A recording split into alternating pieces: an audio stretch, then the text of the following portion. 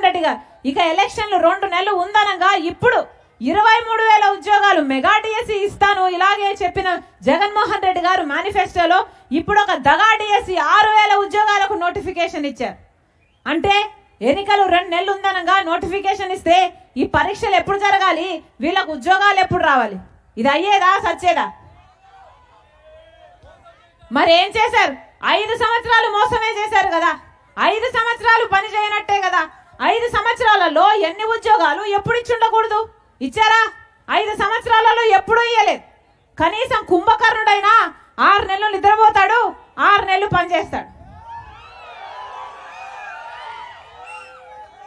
మరి జగన్మోహన్ రెడ్డి గారు ఏం చేశారు? 4.5 సంవత్సరాలు నిద్రపోయారు. ఇప్పుడు ఎలక్షన్లు వచ్చాయని నిద్ర లేచారు. సిద్ధమని ఇప్పుడు బయలుదేరారు. వాస్తవం కదా? ఇంతకు ముందు ఎప్పుడైనా వచ్చారా? బిడ్డలకు ఉద్యోగాలు వస్తున్నాయా అమ్మా అని అడిగారా? మీకు ఇల్లులున్నాయా అమ్మా అని అడిగారా? మరి ఏం జరిగినట్టు, ఏం చేసినట్టు? అమ్మా ఇంతమంది ఉన్నారే, ఇల్లు ఎలా గడుస్తుంది తల్లి? నూనె, చక్కెర, గ్యాసు, పెట్రోల్, డీజిల్ అన్నీ పెరిగిపోయాయి. కరెంటు ఛార్జీలేమో 7 సార్లు పెంచారు. ఆర్టీసీ ఛార్జీలేమో 5 సార్లు పెంచారు. ఎలా గడుస్తుంది తల్లి ఇల్లు? జగన్మోహన్ రెడ్డి గారు చెప్తున్న మాట బటన్ నొక్కుతున్నాను అంటున్నాడే. బటన్ నొక్కి ఇచ్చేంత డబ్బు మీకు సరిపోతుందా? ఇచ్చేదేమో 100 రూపాయలు అయితే ఖర్చులన్నీ పెరిగిపోయి తీసుకుంటున్నది ఎంత? 1000 రూపాయలు. 1000 రూపాయలు అంటే ఒక చేత్తో మట్టి చంపిస్తున్నారు, ఇంకో చేత్తో వెండి చంపు తీసుకుంటున్నారు. అవునా? అన్ని ఖర్చులు పెరిగిపోయాయి. ఆఖరికి క్వార్టర్ బాటిల్ 60 రూపాయలు పక్కనైతే పక్క రాష్ట్రాలలో క్వార్టర్ బాటిల్ 60 రూపాయలు అయితే ఇక్కడ 250 రూపాయలు ఉందమ్మా అంటున్నారే. అన్ని రకాలుగా దోచుకుంటున్నారు. మరి జోబిలో మిగిలేదేమిటి? చేతిలో మిగిలేదేమిటి? చిప్ప, గుండు సున్నా. ఇదే కదా జరుగుతుంది. బటన్ నొక్కుతున్నారంటే ఎవరికి నొక్కుతున్నారు? ఎక్కడ పోతున్నాయి ఈ డబ్బులన్నీ? మీకైతే వస్తున్నాయా? మీకు వస్తున్నాయా తల్లి? మొత్తం అంతా నీళ్ళల్లో పోసిన పన్నీరే, బూడిదలో పోసిన పన్నీరే. వాస్తవం కదా? అందుకే చెప్తున్నా, ఈరోజు ఆలోచన చేసి ఓటు వేయండి. ఇదే ప్రభుత్వం, ఇదే వైసీపీ ప్రభుత్వం అధికారంలోకి వచ్చినా, తెలుగుదేశం పార్టీ అధికారంలోకి వచ్చినా మళ్ళీ బీజేపీ పార్టీతో కుమ్మక్కైతారు. పోనీ బీజేపీ పార్టీ మనకు ఏమైనా చేసిందా? ప్రత్యేక హోదా ఇచ్చిందా? పోలవరం ప్రాజెక్ట్ ఇచ్చిందా? రాజధాని కట్టిందా? 10 సంవత్సరాలుగా బీజేపీ పార్టీ మనకు వెన్నుపోటు పొడుస్తూనే ఉంది. అయినా కూడా అదే బీజేపీ పార్టీకి ఒక పక్క చంద్రబాబు గారు, ఒక పక్క వైసీపీ గులాంగిరి చేస్తున్నారు. రాజశేఖర రెడ్డి గారు ఎప్పుడైనా బీజేపీని ప్రోత్సహించారా? బీజేపీ వైపు నిలబడ్డారా? ప్రతి విషయంలో ఖండించారు బీజేపీని. ఎందుకంటే బీజేపీ ఒక మతతత్వ పార్టీ కాబట్టి మతం పేరుతో చిచ్చు పెట్టాలి, ఆ మంటలో చలిగాచుకోవాలి. ఇదే బీజేపీకి తెలిసిన రాజకీయం. ఇదే జరిగింది. గోత్రాలో అయినా, మణిపూర్లో అయినా మతం పేరుతో చిచ్చు పెట్టారు. ఒక మతాన్ని అవమానించారు, ఇంకో మతాన్ని రెచ్చగొట్టారు. దాంతో వాళ్ళు లబ్ధి పొందారు. బీజేపీ అధికారంలోకి వస్తే ఏదో ఒక రోజు ఇదే జరగబోతుంది. అదే బీజేపీ పార్టీకి చంద్రబాబు గారు, జగన్మోహన్ రెడ్డి గారు మద్దతు ఇస్తున్నారు. ఎందుకు అని అడుగుతున్నాం. ఇద్దరికి బీజేపీ పార్టీ కావాలట. మన రాష్ట్రంలో ఇది ఒక ట్రయాంగిల్ లవ్ స్టోరీగా తయారైపోయింది.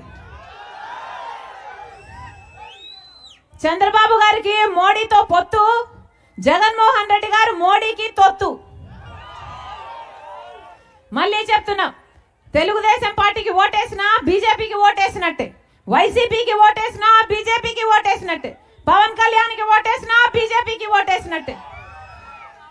వద్దు, బీజేపీకి ఓటేస్తే మనకు ప్రత్యేక హోదా రాదు, పోలవరం రాజు, రాజధాని రావు, మన బిడ్డలకు ఉద్యోగాలు రావు, ఇలాగే ఖర్చులన్నీ పెరుగుకుంటూ పోతాయి, పేదవాళ్ళకి ఇల్లులు రావు, వ్యవసాయం బాగుపడదు, కనీసం తాగడానికి కూడా మంచినీళ్లు ఉండవు. అందుకే చెప్తున్నాం, కాంగ్రెస్ పార్టీ ప్రజల పార్టీ, కాంగ్రెస్ పార్టీ రాజశేఖర రెడ్డి గారి పార్టీ. కాంగ్రెస్ పార్టీ రాజశేఖర రెడ్డి గారు ముఖ్యమంత్రిగా ఉన్నప్పుడు ఎన్ని చేశాడు రాజశేఖర రెడ్డి గారు? మళ్ళీ అలాంటి సంక్షేమ పాలన కావాలి అంటే కాంగ్రెస్ పార్టీ అధికారంలోకి రావాలి. కాంగ్రెస్ పార్టీలో చేరింది రాజశేఖర రెడ్డి బిడ్డ. ఎందుకంటే ఒక్క కాంగ్రెస్ పార్టీ మాత్రమే అధికారంలోకి వచ్చిన వెంటనే 10 సంవత్సరాల ప్రత్యేక హోదా ఇస్తాము అని ప్రకటించాడు రాహుల్ గాంధీ గారు. ఆ మాటను పట్టుకొని వచ్చింది రాజశేఖర రెడ్డి బిడ్డ.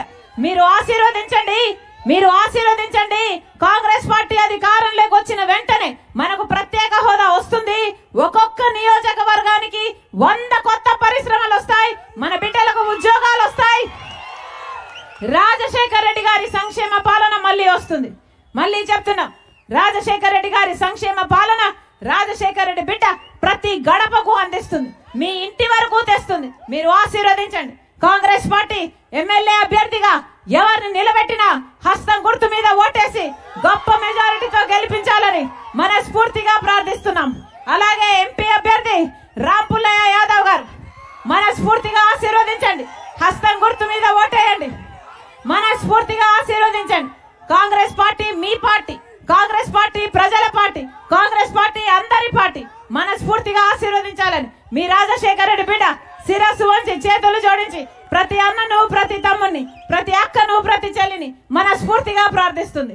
జోహార్ వైఎస్ఆర్, జోహార్ వైఎస్ఆర్, జోహార్ వైఎస్ఆర్. హస్తం గుర్తుకే, హస్తం గుర్తుకే, హస్తం గుర్తుకే. అన్న గుర్తు చాలా ముఖ్యం, అమ్మ గుర్తు చాలా ముఖ్యం. చేయి గుర్తు, చేయి లేకపోతే ఏమీ లేదు. చేయి గుర్తమ్మా, గుర్తు మర్చిపోకండి. అమ్మ గుర్తు మర్చిపోకండి. చేయి గుర్తు, హస్తం గుర్తు. ఓటేయండి, ఆశీర్వదించండి. అన్న ఆశీర్వదించండి, అమ్మ ఆశీర్వదించండి, అమ్మ ఆశీర్వదించండి. ఉంటా అన్న, అన్న ఉంటా, అమ్మ ఉంటా, ఉంటా అన్న, ఉంటా, ఉంటా అన్న.